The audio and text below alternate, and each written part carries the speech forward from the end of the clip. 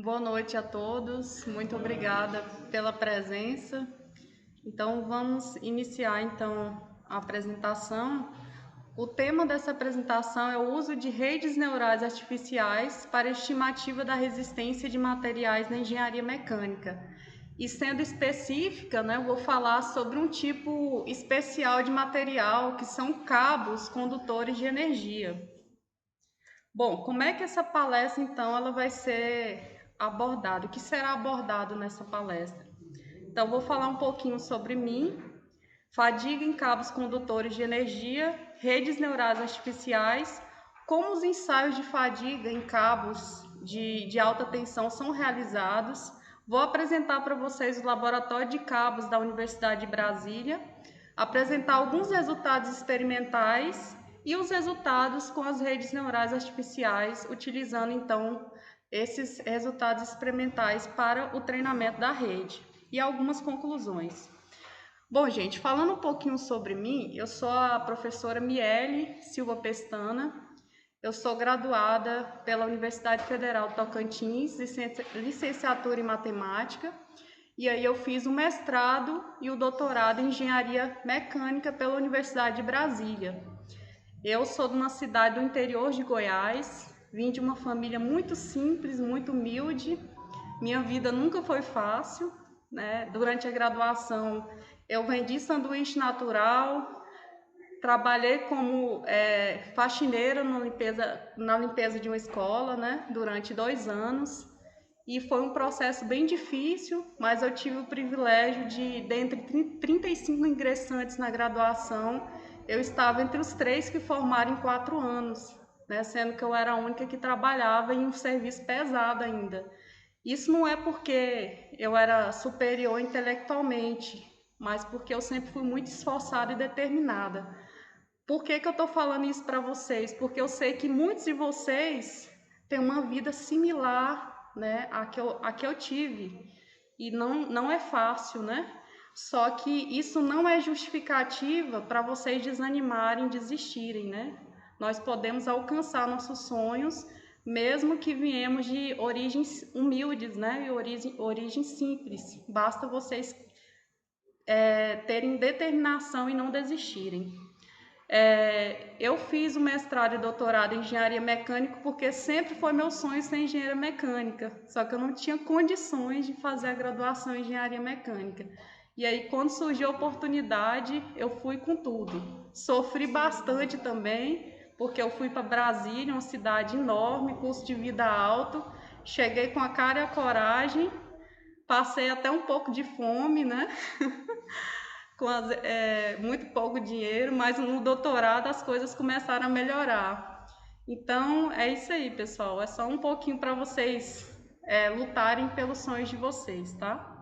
E hoje eu estou aqui, tendo o privilégio de trabalhar ao lado de pessoas maravilhosas, numa universidade muito boa, tendo vocês, excelentes alunos aí.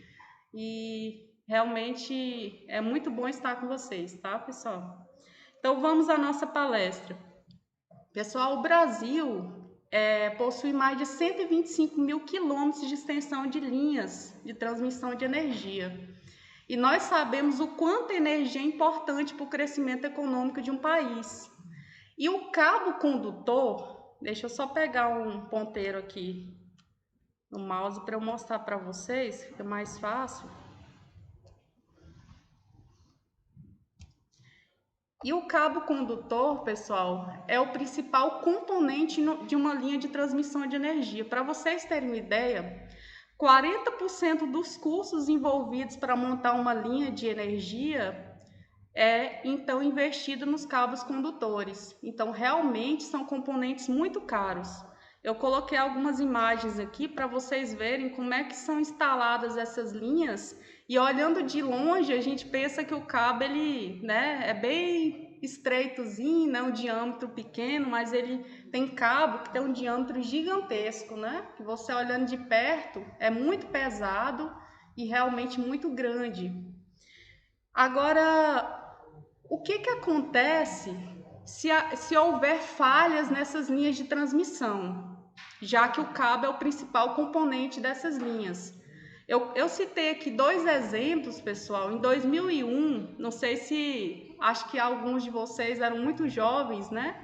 Mas alguns aqui devem se recordar, houve um apagão no Brasil que afetou vários estados do Sul, Sudeste e Centro-Oeste. E foram 60 milhões de habitantes que foram afetados. E quais foram as consequências desse apagão para o país? Teve um prejuízo de 100 milhões de reais. Os países estrangeiros que investiam então no Brasil desistiram de investir depois desse apagão.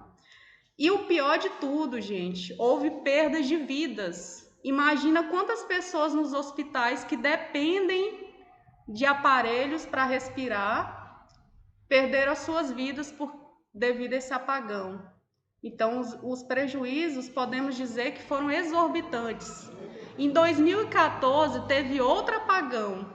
Esse aí afetou, então, mais estados do Brasil, foram 11 estados, e também tiveram sérios prejuízos para o país. Depois desses acidentes, as empresas de energia, elas despertaram para uma preocupação. Nós precisamos investigar as causas e como prevenir esses acidentes nessas linhas de transmissão de energia. E também como é que é possível otimizar a montagem dessas linhas para evitar esse tipo de acidente. O que provoca então essas falhas por fadiga? Que foi uma das coisas que interessou essas empresas então de energia. Gente, o que causa essas falhas, eu coloquei até um videozinho aqui para vocês observarem, são as vibrações induzidas pelo vento. Existem 3 tipos de vibrações específicas, que é a vibração subvão, galope e eólica simples. Essa imagem que vocês estão vendo não é do Brasil.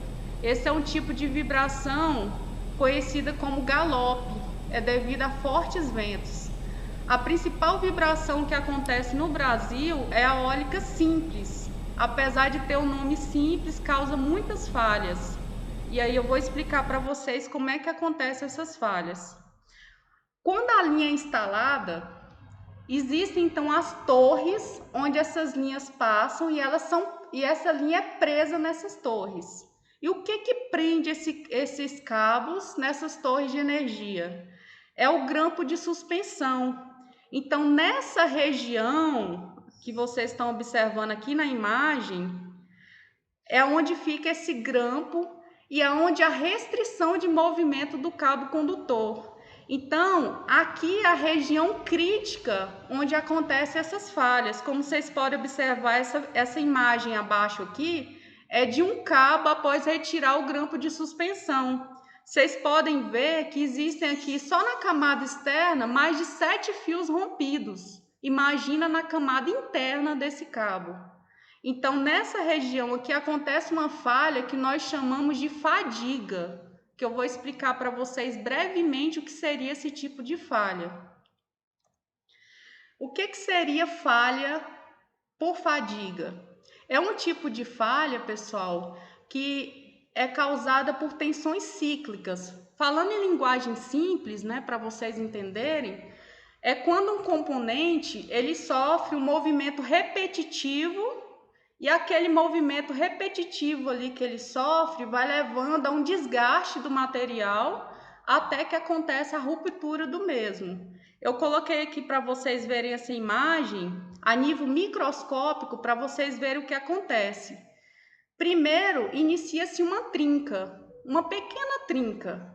E essa trinca, aos poucos, ela vai se propagando e forma o que nós chamamos de marca de praia.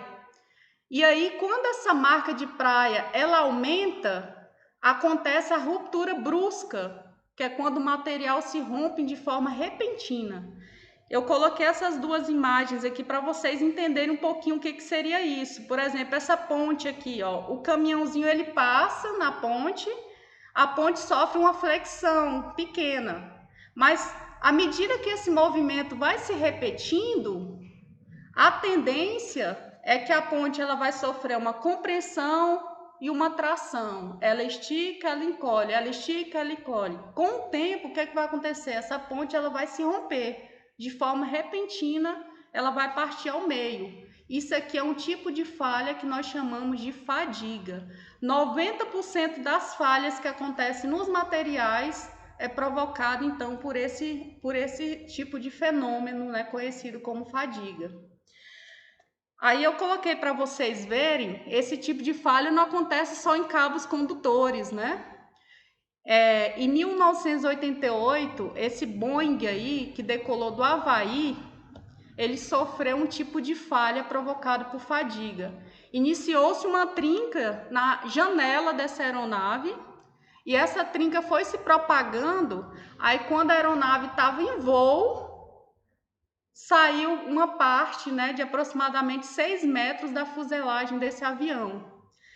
Graças a Deus, né, o piloto ele foi um gênio, ele conseguiu pousar com o avião nessas condições, mas infelizmente 2 pessoas morreram. Então veja, né, uma pequena trinca provocar um acidente horrível desse, né?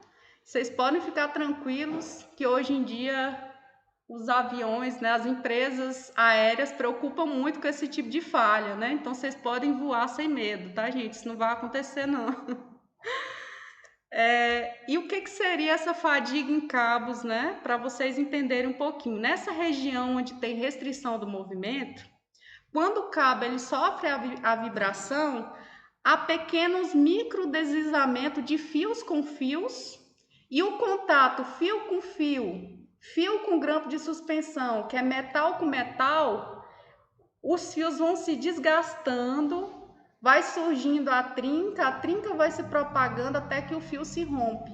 Uma vez que rompe um fio, rapidamente os outros fios começam a se romper, até que acontece de não conduzir mais eletricidade por esses cabos, ou até mesmo a linha cair por inteira. E aí provoca esse tipo de apagão que eu mencionei para vocês.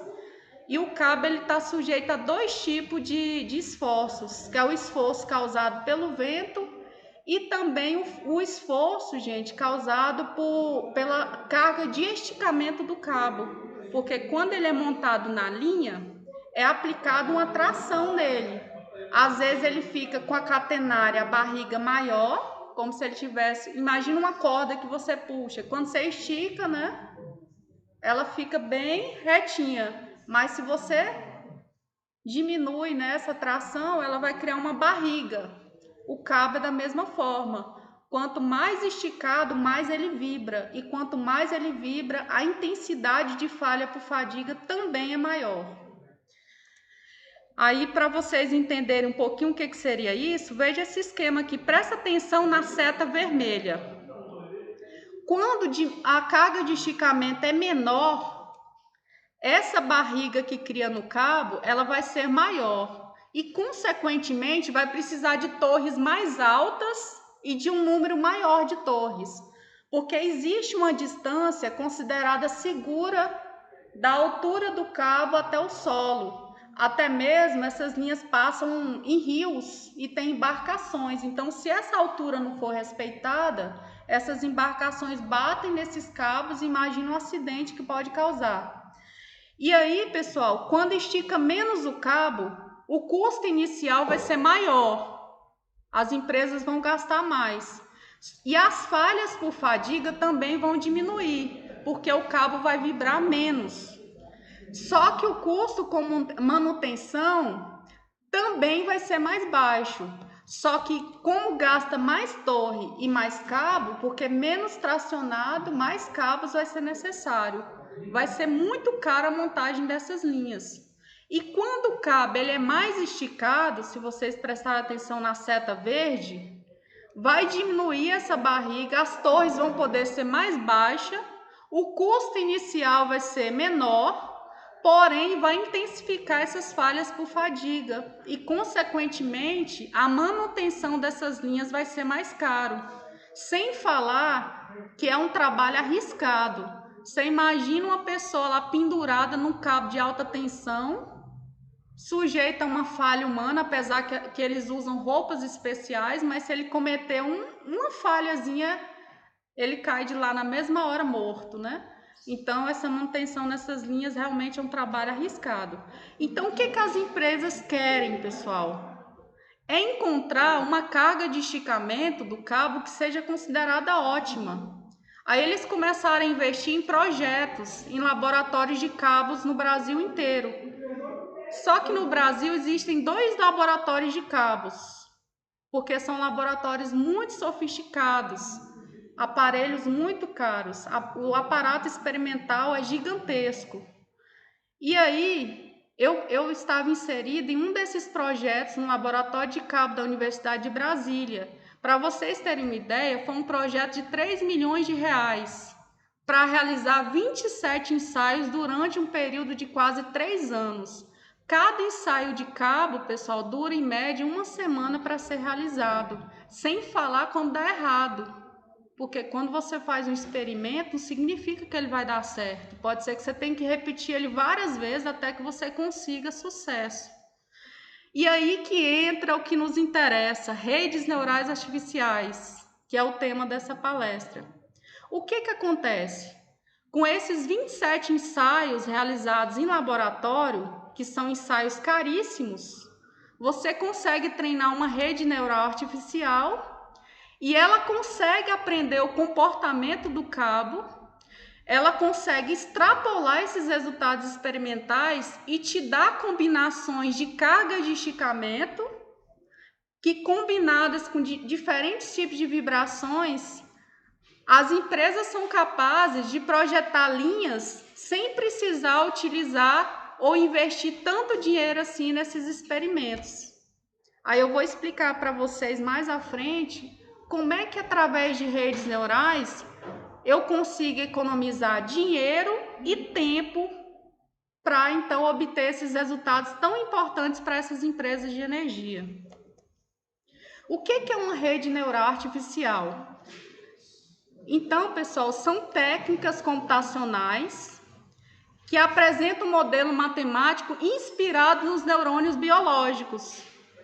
Aí eu coloquei uma imagem aqui para vocês verem, né? Aqui são os nossos neurônios biológicos, nós temos cerca de 100 bilhões de neurônios. E aqui ao lado, do lado esquerdo, nós temos aqui uma rede neural artificial, composta de alguns neurônios. Só que esses poucos neurônios têm uma capacidade muito grande de realizar muitas coisas importantes e interessantes para o nosso dia a dia. Aí eu vou citar aqui para vocês como é que a gente pode comparar uma rede biológica de neurônios com uma rede neural artificial. Tudo que tem no neurônio biológico, pessoal, tem no neurônio ou tem numa rede neural artificial. Por exemplo, os dendritos. Eles vão captar os estímulos vindos de outros neurônios, que correspondem aos sinais de entradas ou os neurônios da camada de entrada da minha rede neural, onde eu vou alimentar a minha rede para que ela seja capaz de fazer o treinamento. As sinapses no neurônio biológico são conexões que vão acelerar essa transferência de estímulo de um neurônio para outro. E isso corresponde aos pesos sinápticos da rede neural artificial, que vai ponderar as minhas entradas para que eu seja capaz de encontrar a saída que eu espero ou a minha saída desejada. No neurônio artificial, ou no neurônio biológico, existe o soma, que vai produzir um potencial de ativação de um neurônio para outro. E isso corresponde ao combinador linear do neurônio artificial. E nós temos o axônio e o sinal de saída também, que são similares. Algumas aplicações de redes neurais artificiais no nosso dia a dia. No controle de processos industriais é utilizado muito redes neurais artificiais, detecção de fraude de cartão de crédito, diagnósticos de doença. É tão interessante, gente, essa aplicação de redes neurais na medicina, que a rede ela é capaz de diagnosticar uma doença com mais precisão do que muitas vezes um médico, para vocês terem uma ideia, quando a rede ela é bem treinada. Previsão do tempo E uma aplicação muito ampla atualmente está sendo feita na engenharia. Devido aos problemas da engenharia serem problemas não lineares, essa é a grande sacada de redes neurais.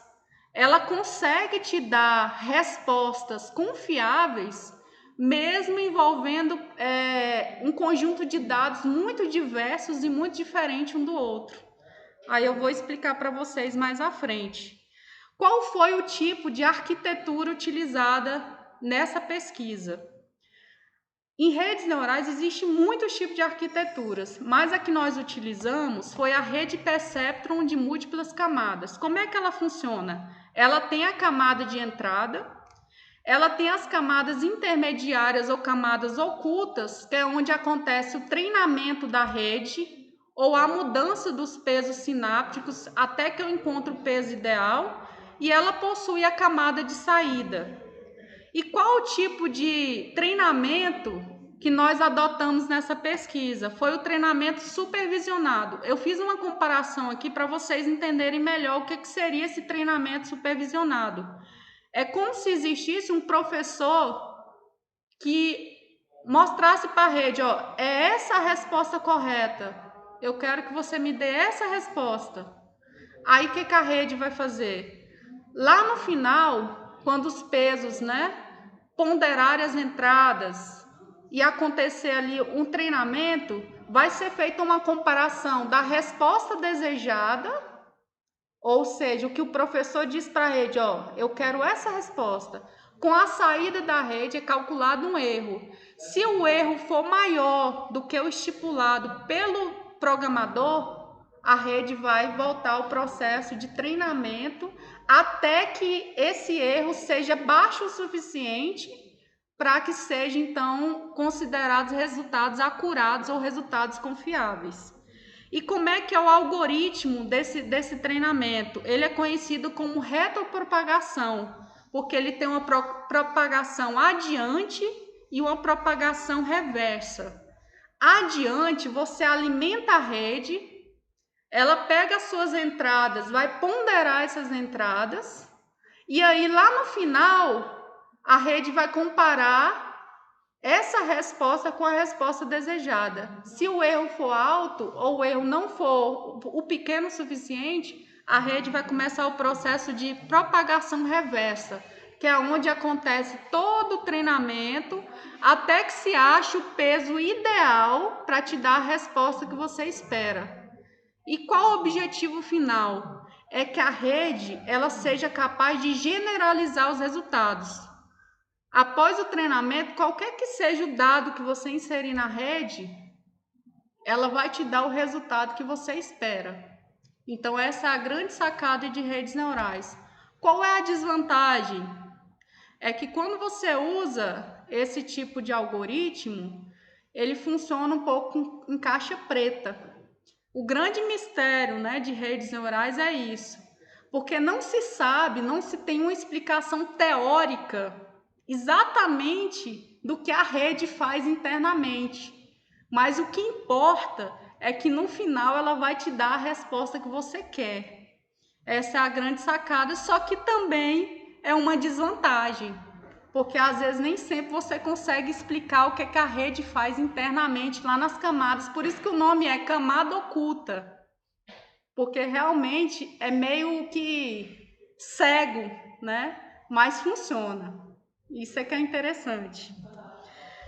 Aí, o que foi feito, então, nessa pesquisa? Nós pegamos, então, esses dados experimentais que fizemos em laboratório, treinamos a rede e, no final, ela conseguiu nos dar resultados extrapolados do que pretendíamos. Aqui é o laboratório, uma figura ilustrativa do que é o laboratório de cabos da Universidade de Brasília. É composto, então, de 3 bancadas de ensaio. Para vocês terem ideia, esse laboratório tem por volta de 48 metros de comprimento e os equipamentos utilizados, então, nesse experimento são equipamentos muito caros e sofisticados. Aqui nós temos os principais materiais que nós utilizamos, que é o cabo condutor, o grampo de suspensão, que é onde eu mostrei para vocês lá no início, onde o cabo ele fica preso nas torres de transmissão. Nós temos o acelerômetro que vai controlar a vibração do cabo. Nós temos o grampo de ancoragem, onde prende o cabo na extremidade. E a célula de carga que vai, então, medir qual a carga de esticamento que você está aplicando no cabo. E é mostrado no visor digital. Esse é o principal equipamento do laboratório de cabo, que é o shake eletrodinâmico, que é também chamado de excitador eletromecânico. Ele simula o que o vento causa no cabo condutor. Para vocês imaginarem o quanto é caro esse laboratório, um aparelho desse aqui, ele custa aproximadamente 2 milhões de reais, só um. E no laboratório, até o ano que eu estava lá, tinham 4. Então, realmente é muito caro esse laboratório. E aqui nós temos o detector de quebras. Eu vou mostrar um videozinho para vocês verem brevemente como é que é o laboratório de cabos da Universidade de Brasília e como é que funciona esse ensaio.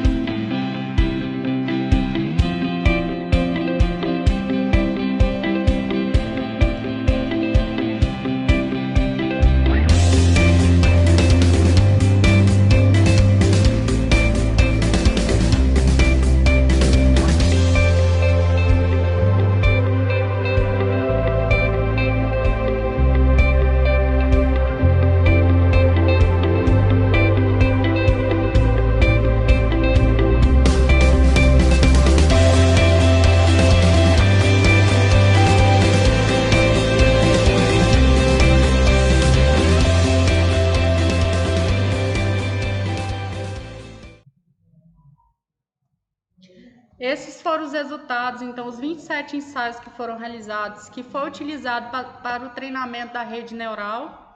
Eu coloquei esse gráfico aqui só para vocês entenderem um pouquinho. Como vocês podem ver, essa curva aqui, gente, ela mostra o cabo sujeito a menor carga de esticamento. Veja que a vida dele é maior. A gente fala número de ciclos, mas isso pode ser convertido em anos. Então, quanto menor a carga de esticamento, maior é a vida. Essa carga de esticamento aqui é intermediária, que é a mais utilizada nas linhas, que é de 20% da carga de ruptura do material. E essa aqui foi a mais alta de todas. Veja que a vida deu um pouco mais de 2 milhões de ciclos. Então, a durabilidade do cabo, quanto mais esticado, realmente a vida dele diminui. As empresas, elas estão querendo, parece que tem uma linha só no Brasil com essa carga de esticamento maior aqui. Só que dependendo da montagem, essa linha está condenada, né? Então, se der um apagão aí, você já sabe por quê. Investigar qual é essa linha, porque essa carga de esticamento realmente é muito perigosa para a linha. Aqui foi o treinamento após a rede. É isso que eu queria, é onde a parte principal dessa palestra aqui para vocês. Veja que interessante, gente. Com 27 ensaios, foi utilizado parte desses ensaios para treinar a rede, parte para validar a rede.